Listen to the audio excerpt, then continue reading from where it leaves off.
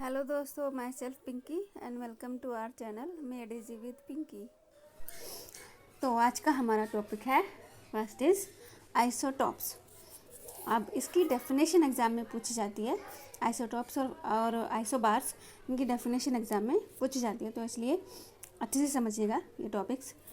तो number of atoms of some element have been identified which have same atomic number but different mass number। अब कुछ element ऐसे होते हैं जिनका जो एटॉमिक नंबर है वो सेम होता है बट मास नंबर उनका अलग होता है। जैसे हम हाइड्रोजन का एग्जांपल लेते हैं। हाइड्रोजन में एक होता है प्रोटियम। प्रोटियम को कैसे लिखेंगे? H11। ड्यूटेरियम, इसको कैसे लिखेंगे हम? H21। यानी कि जो नीचे लिखा हुआ है वो तो एटॉमिक नंबर है और जो ऊपर है वो क्या है? हमारा मास नंबर है। तो इसमें देखिए एटॉमिक नंबर सेम है और मास नंबर जो है डिफरेंट है। और ट्राइटियम का क्या हो जाएगा? H13, यानी कि इसमें एटॉमिक नंबर 1 है और मास नंबर कितना है? 3 है। तो इस तरह के जो हमारे एलिमेंट होते हैं उनको हम क्या कहते हैं? आइसोटॉप्स। इसमें क्या होता है? एटॉमिक नंबर सेम हो जाता है और मास नंबर जो है अलग अलग हो जाता है। इसी तरह से हम कार्बन का एग्जांपल ले सकते हैं। जैसे कार्बन में होता है कार्बन का C612, उसके बाद C614, फिर क्लोरीन का ले सकते हैं Cl1735, Cl1737। तो ये हमारे कुछ आइसोटॉप्स हैं, है ना। इस तरह से हम इसको डिफाइन कर सकते हैं। आइसोटॉप्स में क्या है कि define as atoms of same element having same atomic number but different mass number. इनमें मास नंबर जो है वो डिफरेंट होता है। इस तरह से हम कह सकते हैं कि जो आइसोटॉप्स है हाइड्रोजन के वो क्या क्या है? प्रोटियम, ड्यूटेरियम, ट्राइटियम, ये हाइड्रोजन के आइसोटॉप्स हैं। उसी तरह से मैली element consist of a mixture of isotopes. बहुत सारे एलिमेंट हैं जिनके आइसोटॉप्स होते हैं। Each isotope of an element is a pure substance. अब ऐसा नहीं है कि आइसोटॉप है तो थोड़ा सा उनमें कुछ मिक्सचर होगा, वो क्या क्या होते हैं? प्योर सब्सटेंस होते हैं। केमिकल प्रॉपर्टी जो है सिमिलर होती है आइसोटॉप्स की, लेकिन हाँ फिजिकल प्रॉपर्टीज़ उनकी डिफरेंट हो सकती हैं। जैसे क्लोरीन है, chlorine occurs in nature in 2 isotopic forms. जो क्लोरीन है वो उसकी 2 आइसोटॉपिक फॉर्म्स होती हैं। जो फर्स्ट का जो मास है वो 35 होता है, सेकंड का मास 37 होता है। तो रेशो क्या हो जाएगा? इन दोनों का रेशो क्या हो जाएगा? 3:1। तो अब ये क्वेश्चन आता है कि what should we take as mass of chlorine atom, कि अगर हम कुछ भी न्यूमेरिकल वगैरह सॉल्व करेंगे तो मास क्या लें? क्लोरीन का मास हम कौन सा लें? 35 लें या 37 लें? The mass of an atom of any natural element is taken at average mass of all the naturally occurring atoms of the element. जितने भी आइसोटॉप्स होते हैं उनका जो मास नंबर डिफरेंट हो जाता है आइसोटॉप्स का, तो उनका क्या किया जाता है? मासेस का एवरेज लिया जाता है। तो हम एवरेज मास लेते हैं, ठीक है।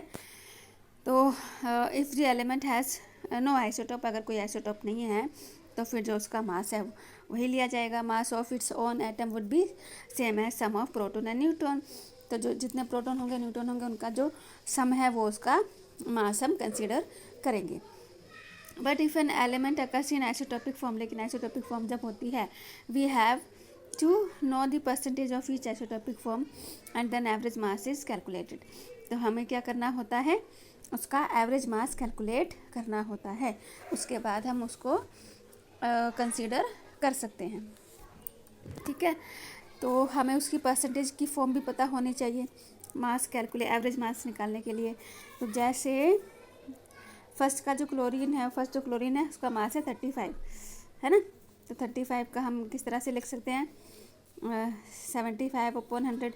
और 37 को हम किस तरह से लिख सकते हैं? 25/100, ठीक है। अब इसको जब हम सॉल्व करेंगे तो हम शॉर्ट फॉर्म में इसको निकाल लेंगे। उसके बाद जब इन सबको प्लस करके 4 से डिवाइड करेंगे तो उसका एवरेज कितना आएगा? 35.5 U। इसीलिए क्लोरीन का जो मास है वो कितना लिया जाता है? 35.5 U लिया जाता है। तो this doesn't mean that any one atom of the chlorine has a fractional mass of 35.5। तो इसका ये मतलब नहीं है कि जो 1 एटम है क्लोरीन का उसका जो फ्रैक्शनल मास है वो यही होगा।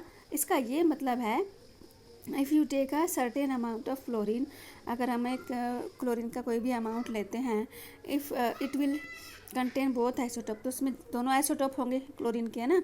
तो उसका एवरेज मास कितना लिया जाएगा, 35.5 U एवरेज मास उसका ये लिया जाएगा। अब इसकी एप्लीकेशन क्या क्या है, क्योंकि इसमें केमिकल प्रॉपर्टीज़ तो जो है सभी आइसोटोप की सेम होती है, बट फिजिकल प्रॉपर्टी जो है वो डिफरेंट हो सकती है ना। तो कुछ जो आइसोटोप है उनकी कुछ सर्टेन प्रॉपर्टीज़ मैच करती हैं। तो अब इसकी एप्लीकेशन क्या है, an isotope of uranium is used as a fuel in nuclear reactor. जो यूरेनियम का के आइसोटोप होते हैं वो फ्यूल के तौर पे यूज़ किए जाते हैं न्यूक्लियर रिएक्टर में। N isotope of cobalt is used in treatment of cancer. Cobalt का जो आइसोटोप है वो ट्रीटमेंट में यूज़ किए जाते हैं। कौन से ट्रीटमेंट में, कैंसर के ट्रीटमेंट में यूज़ किए जाते हैं। फिर N isotope of iodine is used in the treatment of goitre.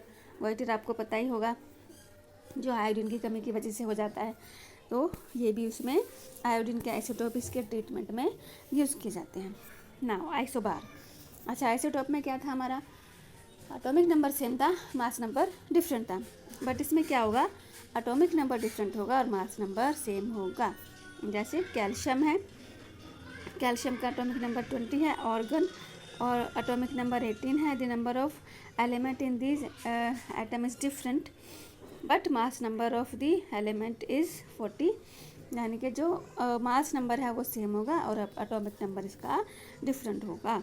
तो इसको हम atoms of different element have different atomic number which have same mass number are called isobars, यानी कि इनका मास नंबर जो है वो सेम होने वाला है और एटॉमिक नंबर डिफरेंट होने वाला है। तो इसकी डेफिनेशन आपके एग्जाम में पूछी जाती है और आइसोटॉप्स की एप्लीकेशन आपको अच्छे से याद होनी चाहिए, ठीक है।